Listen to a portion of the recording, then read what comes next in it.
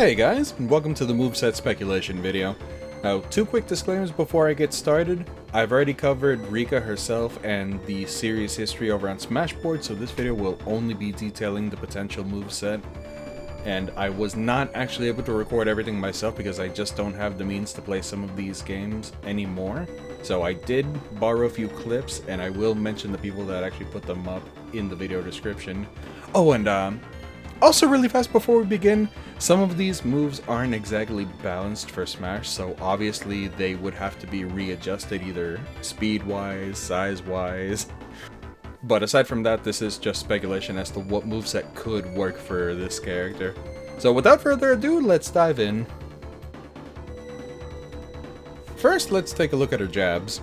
So the jab that I would choose personally for her would be the one from Phantasy Star Online. Just the 1-2-3 claw combo where you have a vertical slash, a horizontal slash, and then you finish with an orbital. And this would be the regular gentleman jab. As for the rapid jab, I would select the Photon Art Vichy Gruda from Phantasy Star Universe. The second phase of it specifically kind of resembles a lot of rapid jabs in the game, but they would definitely have to shrink down the area of effect because in that game it's all around you, whereas in Smash it would probably be a smaller area in front of you. For her forward tilt, I would use her standard attack and her double slash from her own game, and I would implement it similar to Snake and Bayonetta's forward tilts where you have to keep pressing the button to get the full input out, but one press of the button would do 2 slashes, which makes up her standard attack, and then one more press of the buttons would do the final 2 slashes, which would let it become double slash. For her up tilt, I would use Quick March. During Quick March, she does a backflip kick, lands on the ground, then does another backflip kick and follows it up with a slash before landing on the ground again. For her down tilt, I would do the very first hit of Renaissance and Shoga. It's just a kind of over the top motion, but the first hit itself is just the lower facing sweep.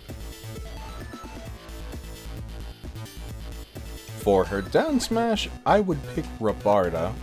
It's a move that wouldn't send people flying, but would have a very high chance of freezing them after hitting them, which would let you get a follow-up, but it wouldn't be used as a kill move in general. For her forward smash, I would use Bogazuba, which is just a big old spinning drill punch. For her up smash, I would use Strike Gust, which is a long series of rising spin kicks that end off in a Bayonetta-styled leg drop. The little breakdancing move at the end with the red wave is a buff, which I would not include in Smash Bros. Whatsoever, because that would just be silly.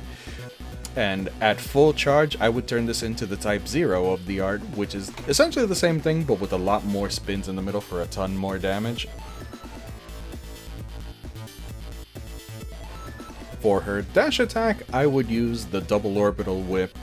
Now, I've done this before, and you're probably asking yourself now, why use a whipping move on a claw weapon? And I will explain that later on once we get into the special moves.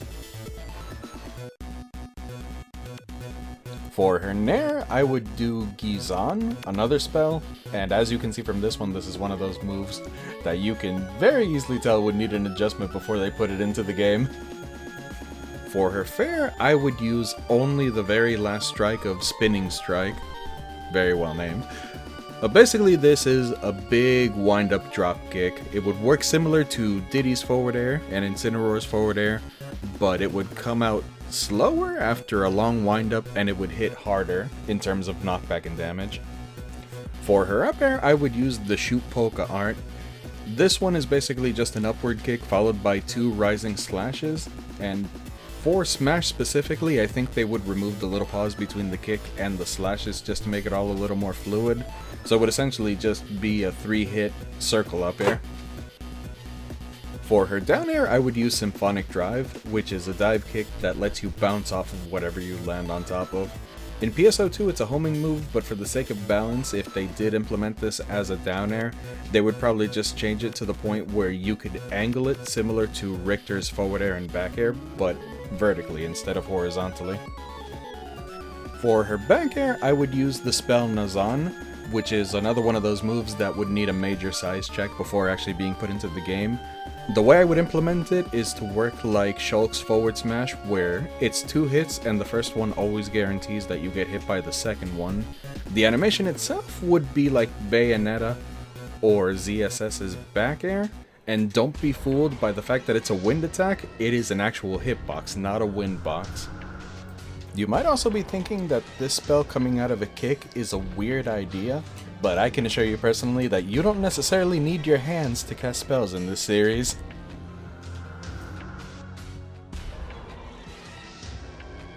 For her grab game, I would actually implement things a little differently than most characters tend to have. Generally, my idea is to make her grabs kind of a wild card when it comes to doubles matches. For her up throw, Rika would throw you upwards and then zap you with Gizande. Now, unlike other lightning spells, Gizande actually comes directly from your hand, and the special quality that it has is that if another target is close to the one that you zap, the lightning arcs out and zaps them too. This throw wouldn't be a kill throw, and it wouldn't set you up for a combo either. It would just be something that would do decent damage and give you stage control, and people that get too close to the person that gets zapped would also get zapped. The same kind of principle goes for her back throw as well, where she would throw you backwards and then cast Rafoi on you. The person that actually gets thrown won't be set up for a combo and it won't be a kill throw on them, but people that get too close to the blast will be damaged and it will be a very lethal move at that point for them. For her down throw, Rika would pin you against the floor and then cast Razande, electrocuting the floor around her. This, like the other 2 throws, would not kill you or set you up for a combo, but this one would paralyze people around you. For her forward throw, Rika would shove you forward and then cast Gibarda. This move is actually very similar to down B from Ice Climbers in a sense, where it's kind of like an icy cone that has the chance of freezing you. This would definitely be her weakest throw, but would probably be her most useful at higher percents, because once you get a freeze, you can usually follow up with another hit that would lead to more damage than just the standard up, back, or down throws. Make no mistake, the AoE on all of these moves would be pretty huge, which is a good thing because you'd be able to catch your opponents a lot easier, even if they're not the ones being directly thrown. But on the bad end, it would also affect your teammate, and it could lead to some very dire consequences, given that these moves, as far as my vision goes at least, are designed to hurt people around the one that gets thrown, more so than the person that gets thrown himself. But as far as singles, they wouldn't really have that big of an impact on it. And now we move on to the final bit, which will cover the specials, and this is where things start to get extremely crazy and very different. Her neutral B would be Tri-Blaster from her original game. See, in Phantasy Star 4 there was a built-in macro system where you can assign commands in a certain order. Even if your party members had different speeds, you could control that as well. Essentially, one of the first combination attacks that most people would discover is Tri-Blaster, which uses a combination of fire, ice, and lightning magic. Using PSO, I can actually give you a real-world example of how these moves would work. Foey is a fast, long-range fireball. Barda is kind of a slow ice move that creeps along the ground, and Zonde is essentially a lightning version of Palutena's auto-reticle that comes from the top instead of horizontally. And as you will see later, it does not care about ceilings whatsoever, so it would be a move that goes through platforms. When you use this move, generally you'll have 4 options on how you want to use it. The main one is to charge it all the way, where Rika will charge for a little while, and after the charge she'll use all 3 spells one after the other in the order of fire, ice, and lightning, and if you get hit by any one of them, you'll get hit by the next one guaranteed, which will lead to big damage if you actually get hit by the fireball. For that same reason though, this charge move would behave like Greninja's Water Shuriken, where you can charge the move, but you can't store the charge. The other 3 options to this move are essentially just using the spells individually. If you press and release B before the charge is completed, you'll shoot out the fireball. If you press B down on your control stick and then release it before the charge is complete, you'll do Barda. Then if you press B up on your control stick and release it before the charge is complete, you'll use Zonde, which will fire off after a brief moment of logging onto your opponent. Her down B would be a combination of Illusion and Lethal Image, which is another combo attack from her game. It would work similar to Meta Knight's down B, where once you activate the move, you'd be able to move omnidirectionally and you're invincible. So if you press and release down B, you activate Illusion, and once you come out of it, your landing is a little bit safer.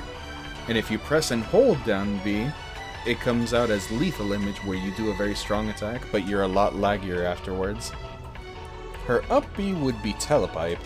This move would work similar to a regular up B teleport recovery with a bit of a twist on it. See, when you open up a telepipe, you open up a pipe both where you are and where your destination is. And these things are actually two-way transportation, so anybody standing in your destination when that pipe opens up would essentially switch places with Rika as a sort of switch teleport. Her final move, and by far the weirdest one that I thought of, is her side B, which is Grapple Mode. Now, earlier I mentioned two moves and how they should be whips, and this is where we get into the meat of that topic. You see, in PSO2 they actually repurposed claw weapons. They're still gauntlets, but the blades are actually attached to wires and they lash out, and they also grapple with enemies. And they are whips in that game, for all intents and purposes. The side B would be a command grab with 5 options. The first of which is to press the A button, which will activate the holding current photon art. This art is very strong, it will do a lot of damage, but you won't be able to follow up with anything afterwards, and it will never kill. Once the art is over, it'll just toss your enemy away from you, right onto the ground. If you press forward after landing a side B, you'll do a grapple charge, where you essentially just hold on to your enemy and slingshot into them with a kick. And this would be a pretty strong move, especially near the edge, since grapple charge extends your enemy in front of you. So if you grab somebody at the ledge with this, you will extend them past the ledge. If you press back after landing a side B, you'll perform Other Cyclone, which will let you spin your enemy before tossing them backwards. Just like PSO2, you'll drift back a little bit before releasing them, and anybody caught inside of the cyclone will take more damage than the person who got grabbed. If you press up after landing a side B, you'll do Heavenly Fall, where you pick your enemy up into the air and slam them down. Think of it as Zard's up throw, but not quite as high. It would more so reach the middle platforms on Battlefield and not the top one. If you press down after landing a side B, you'll perform Bind Through, which is a very simple lift and slam on the ground that would lead into some strings at low percents, but it would lose that ability at higher percents. And if you catch somebody off stage with it, it would soft spike them ever so slightly, kind of like Rosalina's down air. And with that, we have gone over the entire character's moveset, but there is one more thing that I'd like to go over on her, and that would be the Wire Lance gear. The person who uploaded their Wire Lance clips had their UI turned off, but if I have any kind of editing skills, I will show you the UI myself right now so that I can explain this next point. See, Wire Lance gear is a skill that helps you improve the grappling moves of your Wire Lances. It's a little meter that shows up at the bottom of the screen, and you can store up to 3 charges of it at once. However, unlike a few other characters, you cannot build this meter by taking damage, or by waiting, or by charging it yourself. You can only accumulate this meter by damaging your opponents with non-grappling moves. As far as how the gear affects your moves, it basically just gives them more damage and knockback. And you do consume the gear whenever you toss your side B out, assuming you have a charge, so even if you miss, you're going to lose it. That about covers all of her attacks. In terms of character properties, however, she would definitely be a lightweight character who is really fast, very similar to Sheik or Zero Suit. And as far as damage output goes, she's not the strongest character in her game, but she is very close to the top, which makes sense given the lore behind her creation. But everything else unrelated to her moveset is already on Smashboard, so I'm going to end this video here. Thank you guys for watching, and I hope you enjoy the speculations.